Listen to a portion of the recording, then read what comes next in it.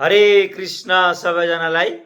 आज चाहिँ हामीहरू भगवत गीताको अध्याय 1 को श्लोक नम्बर 12 र 13 को बारेमा केही चर्चा गर्नेछौँ।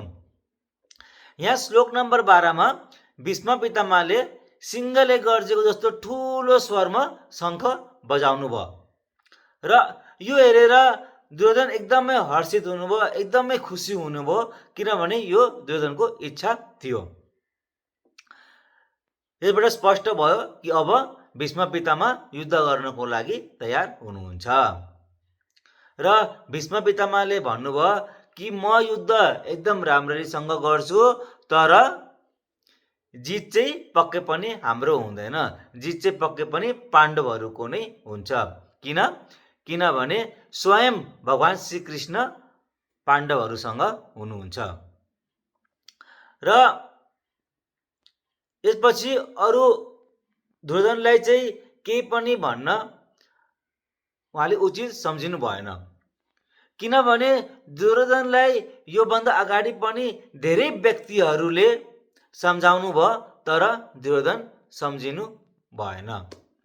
र अर्कोतिर चाहिँ स्वयं भगवान श्रीकृष्ण युद्धभन्दा अगाडि दुर्योधनलाई सम्झाउनु भएको थियो, तर दुर्योधन सम्झिनु भएको थिएन।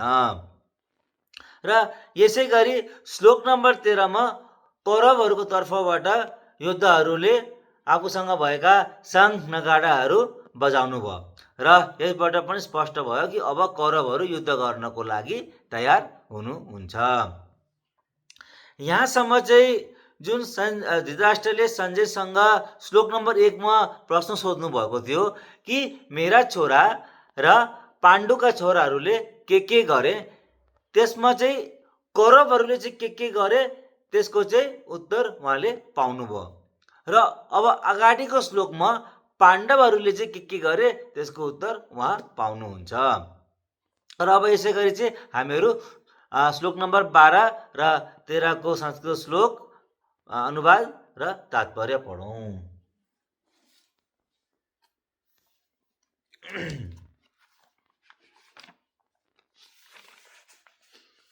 श्लोक नम्बर 12। तस्य सञ्जयन हर्षं कुरु वृद्ध पितामह सिंहनादं विनदोश्च शङ्खं दधमो प्रतापवान्। यसको अनुवाद, कुरुवंशका अत्यन्त प्रतापी वयोवृद्ध तथा योद्धाहरूका पितामह हजुरबुवा भीष्मले दुर्योधनलाई आनन्द दिने आफ्नो शङ्ख सिंह गर्जे जस्तै गरी अत्यन्त उच्च स्वरमा बजाउनु भयो। तात्पर्य, कुरुवंशका वयोवृद्ध पितामहलाई आफ्नो नाति दुर्योधनको भित्री मनको कुरा थाहा थियो र उनीमाथि आफ्नो स्वाभाविक दया भएको हुनाले उहाँले सिंह गर्जे जस्तै गरी अत्यन्त उच्च स्वरले शङ्ख बजाएर उनलाई खुसी पार्ने प्रयत्न गर्नुभयो।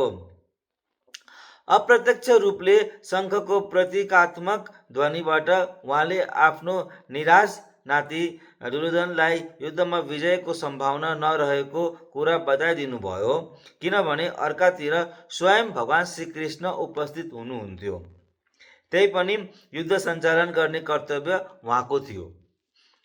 आफ्नो यो कर्तव्य पूरा गर्ने सम्बन्धमा उहाँले कुनै कुरा बाँकी राख्नु भएन। अब श्लोक नम्बर 13। तत शङ्खश्च भैर्यश्च पन्वानक गोमुखा सहसैवभ्यः हन्यन्त सशब्दस्तु मूलो भवत। यसको अनुवाद, त्यसपछि शङ्खहरू, ढोलहरू, सिंहहरू, नाराहरू, तुरहीहरू सबै अचानक बज्न थाले र त्यो सबैको संयुक्त स्वर अत्यन्त भयङ्कर सुनियो। हरे कृष्ण।